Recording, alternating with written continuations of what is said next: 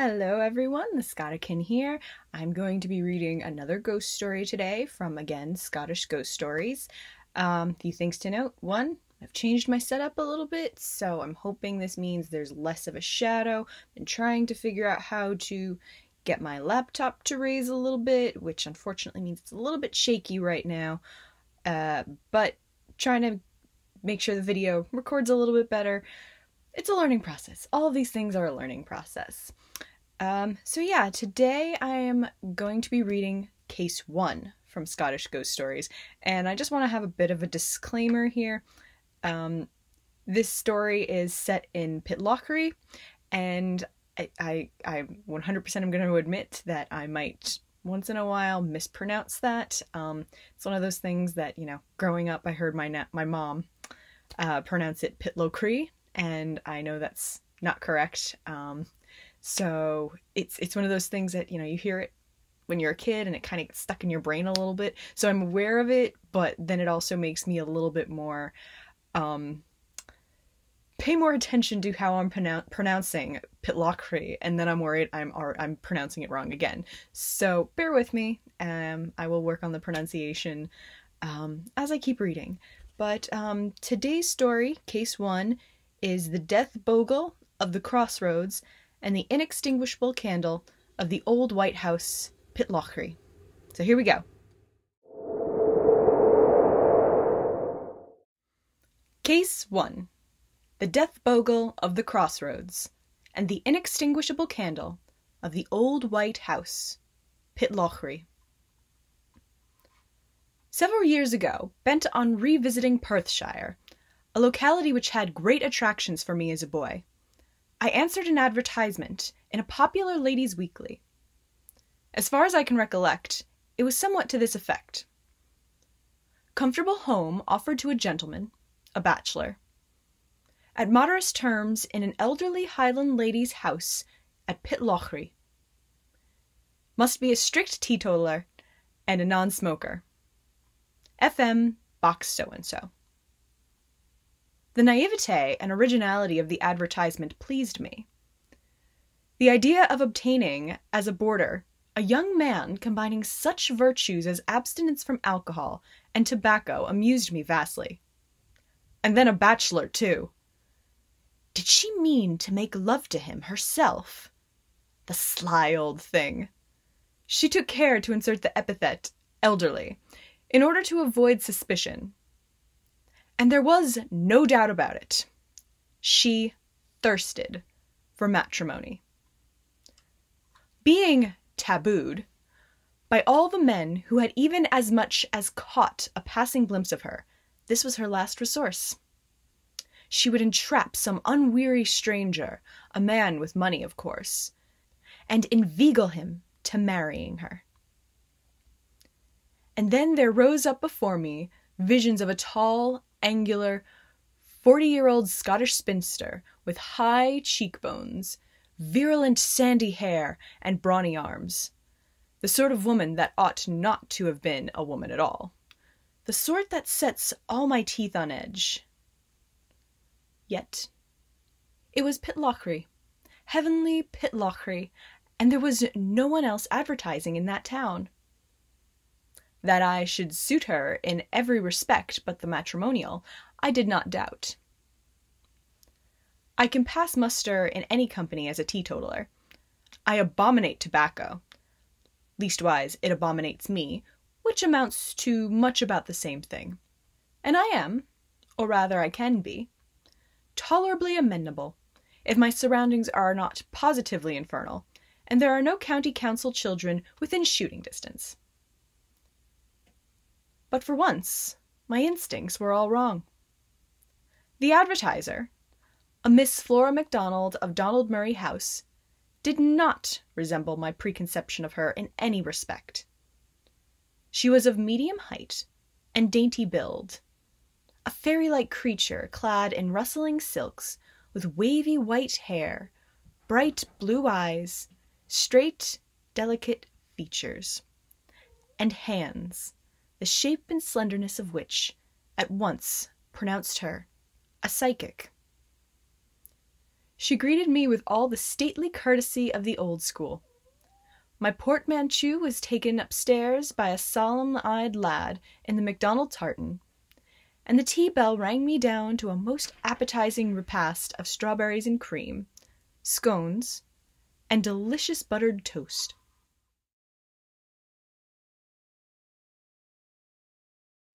I fell in love with my hostess.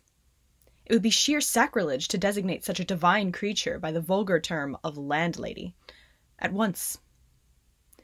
When one's impressions of a place are at first exalted, they are often, later on, apt to become equally abased. In this case, however, it was otherwise.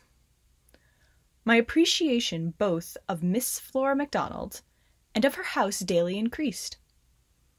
The food was all that could be desired, and my bedroom, sweet with the perfume of jasmine and roses, presented such a picture of dainty cleanliness as awakened in me feelings of shame that it should be defiled by all my dusty, travel-worn accoutrements. I flatter myself that Miss MacDonald liked me also. That she did not disregard me altogether, as one of the common herd, was doubtless, in some degree, due to the fact that she was a Jacobite. And in a discussion on the associations of her romantic namesake, Flora MacDonald, with Perthshire, it leaked out that our respective ancestors had commanded battalions in Louis XIV's far-famed Scottish and British brigades. That discovery bridged gulfs. We were no longer payer and paid. We were friends. Friends for life. A lump comes into my throat as I pen these words, for it is only a short time since I heard of her death. A week or so after I had settled into her home, I took, at her suggestion, a rest, and I quite agree with her, it was a very necessary rest, from my writing, and spent the day on Loch Tay, leaving again for Donald Murray House at 7 o'clock in the evening. It was a brilliant moonlit night, not a cloud in the sky, and the landscape stood out almost as clearly as the daytime.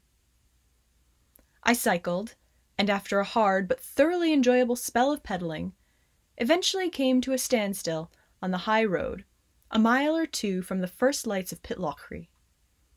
I halted, not through fatigue, for I was almost as fresh as when I started, but because I was entranced with the delightful atmosphere and wanted to draw in a few really deep draughts of it before turning into bed. My halting place was on a triangular plot of grass at the junction of 4 roads. I propped my machine against a hedge and stood with my back leaning against a signpost, and my face in the direction whence I had come. I remained in this attitude for some minutes, probably 10, and was about to remount my bicycle, when I suddenly became icy cold, and a frightful, hideous terror seized and gripped me so hard that the machine, slipping from my palsied hands, fell to the ground with a crash.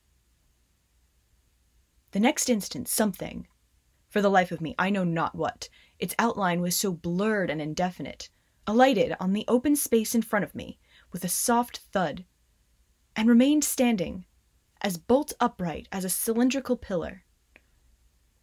From afar off, there then came the low rumble of wheels, which momentarily grew in intensity, until there thundered into view a wagon, weighed down beneath a monstrous stack of hay, on the top of which sat a man in a wide-brimmed straw hat, engaged in a deep confabulation with a boy in corduroys, who sprawled beside him. The horse, catching sight of the motionless thing opposite me, at once stood still and snorted violently. The man cried out, "Hey, hey! What's the matter with ye, beast?" And then, in a hysterical kind of speech, "Great God! What's yon figure I see? What's yon figure, Thomas?" The boy immediately raised himself into a kneeling position, and, clutching hold of the man's arm, screamed, I dinna ken, Matthew, but take heed, man, it doesn't touch me. It's me it's come after, no ye."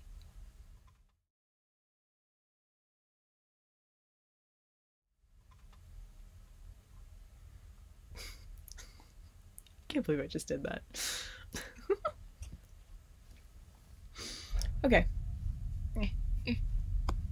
The moonlight was so strong that the faces of the speakers were revealed to me with extraordinary vividness, and their horrified expressions were even more startling than was the silent, ghastly figure of the unknown. The scene comes back to me here in my little room in Norwood, with its every detail as clearly marked as on the night it was first enacted. The long range of cone-shaped mountains, darkly silhouetted against the silvery sky, and seemingly hushed in gaping expectancy. The shining, scaly surface of some far-off tarn or river, perceptible only at intervals, owing to the thick cluster of gently nodding pines. The whitewashed walls of cottages glistening amid the dark green denseness of thickly leaved box trees, and the light, feathery foliage of the golden laburnum. The undulating meadows besprinkled with gorse and grotesquely molded crags of granite, the dazzling white roads saturated with moonbeams. All were overwhelmed with stillness. The stillness that belongs only to the mountains and trees and plains. The stillness of Shadowland. I even counted the horn buttons on the rustics' coats. One was missing from the man's, 2 from the boy's, and I even noted the sweat stains under the armpits of Matthew's shirt, and the dents and tears in Thomas's soft wide awake. I observed all these trivialities and more besides. I saw the abrupt rising and falling of the man's chest as his breath came in sharp jerks, the stream of dirty saliva that oozed between his blackberry-stained lips and dribbled down his chin. I saw their hands, the man's square-fingered, black-nailed, big-veined, shining with perspiration, clutching grimly at the reins. The boy's, smaller, and if anything, rather more grimy. The one pressed flat down on the hay, the other extended in front of him, the palms stretched outward and all the fingers widely apart. And while these minute particulars were being driven into my soul, the cause of it all, the indefinable esoteric column, stood silent and motionless over against the hedge, a baleful glow emanating from it. The horse suddenly broke the spell. Dashing its head forward, it broke off at a gallop, and, tearing frantically past the phantasm, went helter-skelter down the road to my left. I then saw Thomas turning a somersault, miraculously saved from falling head first onto the road.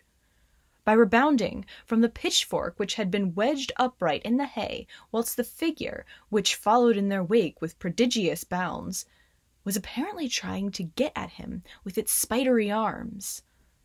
But whether it succeeded or not, I cannot say, for I was so uncontrollably fearful lest it should return to me, that I mounted my bicycle and rode as I have never ridden before, and have never ridden since. I described the incident to Miss MacDonald on my return. She looked very serious. "It was stupid of me not to have warned you," she said.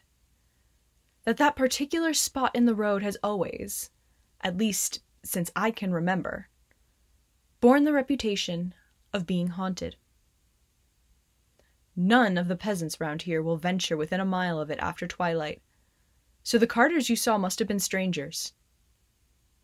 No one has ever seen the ghost except in the misty form in which it appeared to you. It does not frequent the place every night. It only appears periodically, and its method never varies. It leaps over a wall or hedge, remains stationary, till someone approaches, and then approaches them with monstrous springs. The person it touches invariably dies within a year. I well recollect when I was in my teens, on just such a night as this, driving home with my father from Lady Colin Ferner's croquet party at Blair Athol. When we got to the spot you name, the horse shied. And before I could realize what had happened, we were racing home at a terrific pace. My father and I sat in front, and the groom, a Highland boy from the valley of Benny-Glow, behind. Never having seen my father frightened, his agitation now alarmed me horribly, and was more so as my instinct told me it was caused by something other than the mere bolting of the horse. I was soon enlightened. A gigantic figure, with leaps and bounds, suddenly overtook us, and thrusting out its long, thin arms, touched my father lightly on the hand. And then, with a harsh cry, more like that of some strange animal than that of a human being, disappeared. Neither of us spoke until we reached home. I did not live here then, but in a house on the other side of Pitlochry, when my father, who was still as white as a sheet, took me aside and whispered, "Whatever you do, Flora, don't breathe a word of what has happened to your mother, and never let her go along that road at night. It was the death bogle. I shall die within 12 months. And he did. Miss MacDonald paused. A brief silence ensued, and then she went on with all her customary briskness. I cannot describe the thing any more than you can, except that it gave me the impression it had no eyes. But what it was, whether the ghost of a man, woman, or some peculiar beast, I could not, for the life of me, tell. Now, Mr. O'Donnell, have you had enough horrors for one evening, or would you like to hear just one more?